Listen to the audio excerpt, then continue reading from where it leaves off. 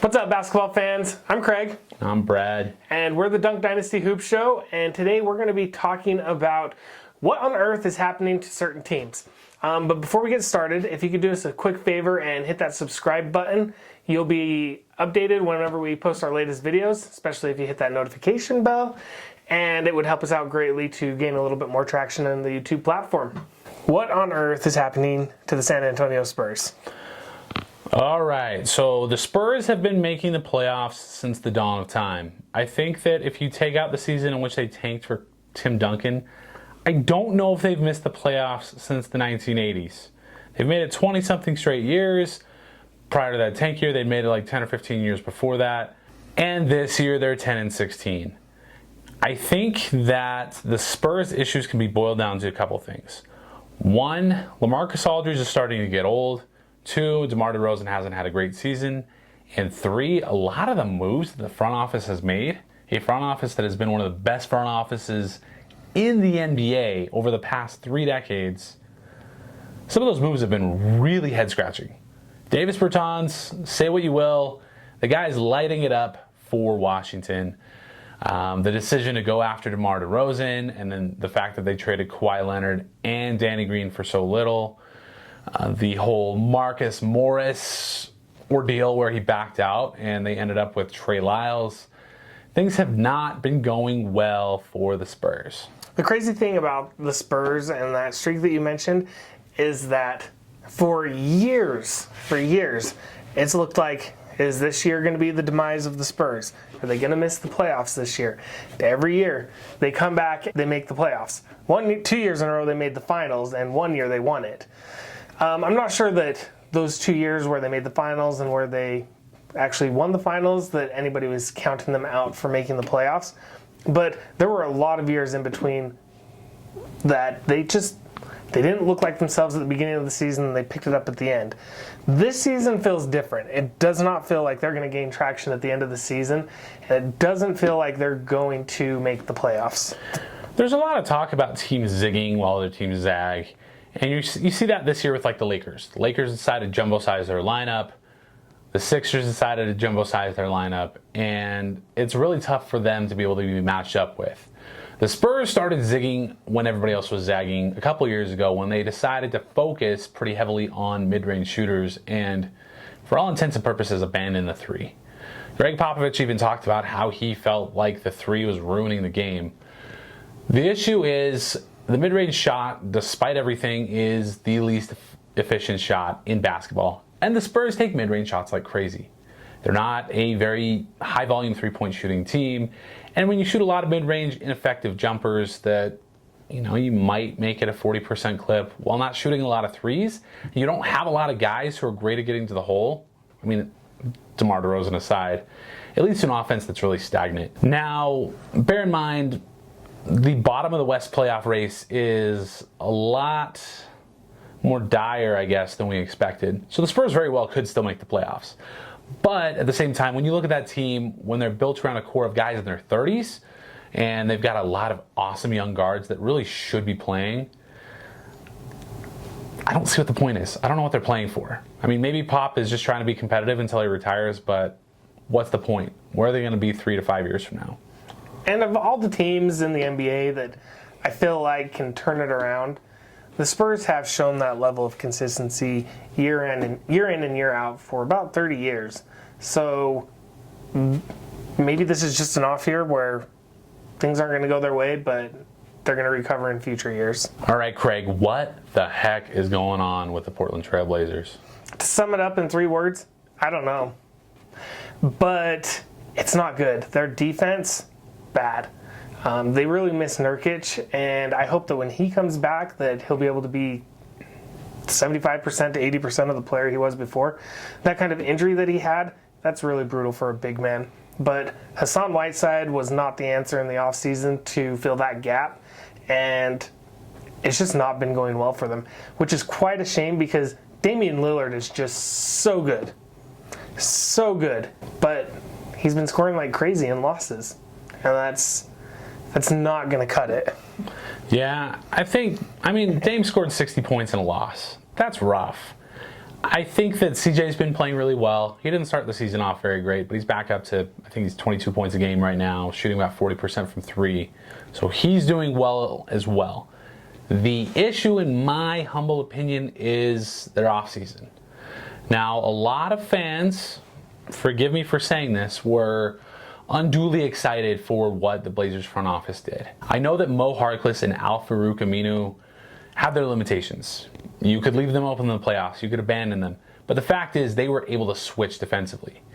And so they were shipped off, and the Blazers pretty much put all their hopes in Zach Collins to play the four, to pretty much man that role. Then Zach Collins gets hurt, if not the first, maybe it was the second game of the season.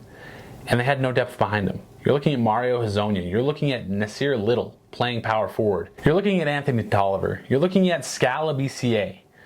Those aren't names that are high-level rotation players in the NBA. And that's what the Blazers have. They are playing guys who are not rotation-level players in the NBA. That's why they brought Carmelo out of his exile. And admittedly, Carmelo's played really well. Offensively, he's been great.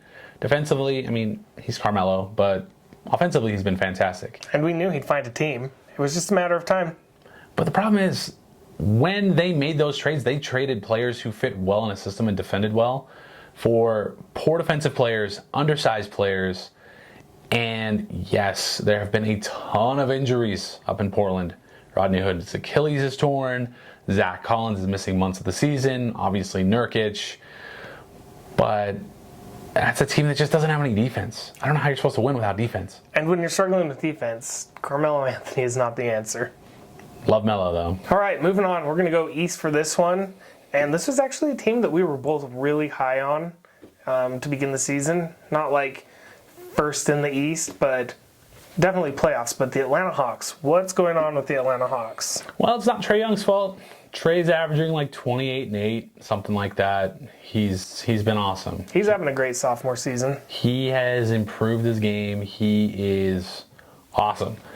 The problem is they are dealing with John Collins' suspension and a bunch of guys who cannot play defense. Common theme here. It's what we saw with Portland.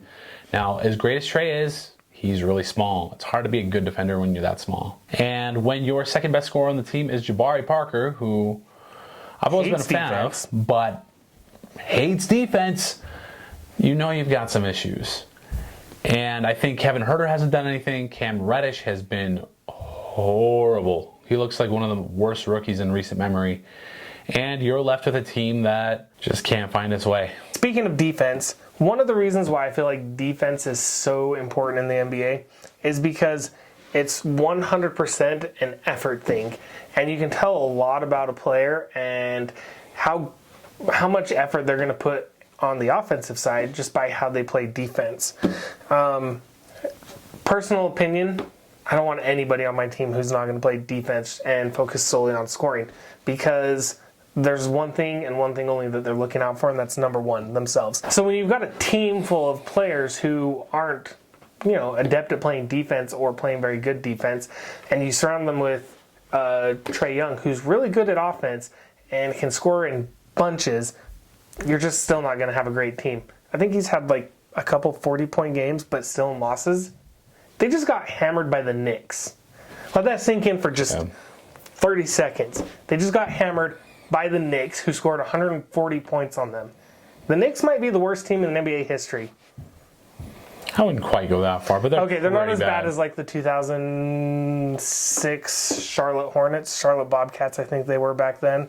Yeah. That was a really bad team. But you get my point. This Knicks team is awful. They have 15 power forwards playing on their team, and they just hammered the Hawks. Admittedly, the Hawks did do some asset accumulation moves. They knew that they weren't necessarily going to be winning the championship this year. They wanted to let their young guys develop. They took on Chandler Parsons. They took on Evan Turner. They took on, what's that guy's name? I can't think of it. Charlie Brown. Alan Crabb. That's right. So Charlie Brown. And yes, they do have Charlie Brown on their roster. Having said that, you would still expect more from that team. Like, I was expecting more considering how good they were last year. Maybe when John Collins gets back, things will be a little bit better. John Collins, the one thing he struggled with his first 2 years in the NBA, though, defense. He's a great rim runner. He's actually turned into a really good corner three-point shooter. He is an athletic monster. And hopefully he makes for a nice pick-and-roll partner for Trey. But at the same time, I mean, the Hawks are in a position where they should be developing Trey. They should be developing DeAndre Hunter, Collins, those guys. And I don't know if Chandler Parsons should ever see an NBA court again. And please, please, please trade Vince somewhere before it's all said and done. Give him a shot at a ring. I don't know where that is. Lakers, Clippers. Vince needs a ring. Vince needs a ring. Bring back Vinsanity. Half man, half amazing. If you like Vince Carter, like this video. If you don't like Vince Carter, get your head examined. Craig, what is going on with the Minnesota Timberwolves? We've got a really common theme here. Defense. The Minnesota Timberwolves do not play defense. Karl Anthony Towns looked engaged on defense for maybe 10 games this season, and then gone. He's having a historically great three-point shooting year for a big. I think he's shooting 8 3-pointers a game and making 45% of them. That's crazy. He would have played in the NBA 20, 25 years ago. People would have thought he was an alien or something like that. He's just that good at his position offensively. The rest of the team is just kind of there. Andrew Wiggins has upped his efficiency and he's doing really well. And yet this team has gone from being in a playoff spot this season to dropping out. And that can 100% squarely be placed on the defense. Here's what's really interesting about their team. They actually have a lot of rangy, switchable guys. They've got Robert Covington. I mean, even Andrew Wiggins. He's not a great defender, but he's tall and he's long and he's really athletic. They have a lot of players like that who are switchable. However, I actually have had the chance to watch the Timberwolves recently, and there is no communication defensively. It's like they don't know how to read screens. They go under screens. They go around screens. When they try to switch, somebody gets lost in no man's land, wanders off to the sideline. It is one of the worst disciplined teams defensively that I've ever seen. And I'm not even talking on the NBA level. I'm talking on a college or even a high school level. Their communication right now is unbelievably bad. It's non-existent. And I believe I saw somewhere that their defensive rating in something like the last 10 or 15 games is 125. That's bad, just in case you wanted to know. That's horrible. The average NBA defense is about 110. 125 is astronomical. And I don't know what is there to fix them. I mean, Cat looks really disengaged defensively, and I honestly think he looks like he's about ready to demand a trade. He looks fed up. And Jeff Teague he's Jeff Teague. And you've got Andrew Wiggins, but that contract is huge. I don't know who wants it. I don't know what the answer is, aside from just hope that your young guys play better. But right now, it is an absolute train wreck there in Minnesota. All right. And for our last team, we don't talk about them much because it's the team that we're both fans of. But the Utah Jazz have been underperforming expectations from the preseason, and you kind of want to vent for a minute. Our bench is awful. Yeah. Our bench is terrible. Terrible. And the Utah Jazz, I feel like, should have been maybe top 3, top 4 in the West. Maybe pushing top 2. I don't know if I would have put them that high, but 3 or 4 would have been really great. They're sitting at 6th right now, and it just looks bad. We can get a 15, 20-point lead with our starters, and our bench unit comes in, and it is gone within 2 minutes. What's really interesting is that the Jazz's starters have a plus 16.9 per 100 possession net rating. That's awesome. That's really, really good. And if you factor Joe Ingles into the equation, who's only started a few games, it's still really high. So the Jazz have 6 really good players, and when those players play, we're talking Conley, Mitchell, Ingles, Royce O'Neal, Rudy Gobert, Bojan Bogdanovic. They're a great team. The problem is that the bench is a mess. Jeff Green, Ed Davis, and Emmanuel Mudiay are not doing much. George Niang is not doing much. It's a team that as soon as the starters exit the game, they find themselves in trouble. And oftentimes what will happen is that the second unit will bleed large runs. Starters come back in, and it's going to take them 4 or 5 minutes to stabilize. We watched the game last night. where the Jazz were playing the Magic. And what ended up happening is the Jazz dominated the game. They were up by 18. 3.5 quarters. And then in an 8-minute span, the Magic went on a 32-8 run. In a game in which the Jazz dominated 40 of the 48 minutes, they nearly lost and probably should have lost. Now, is there a fix? Sure, it's a bench. It's a lot easier to fix a bench than it is to acquire a star. All right, so let us know what you think. Are there some teams that have really stuck out to you for being huge disasters? Are there teams that have underperformed what you were thinking? Let us know in the comments, and until next time, signing off, this is Dynasty.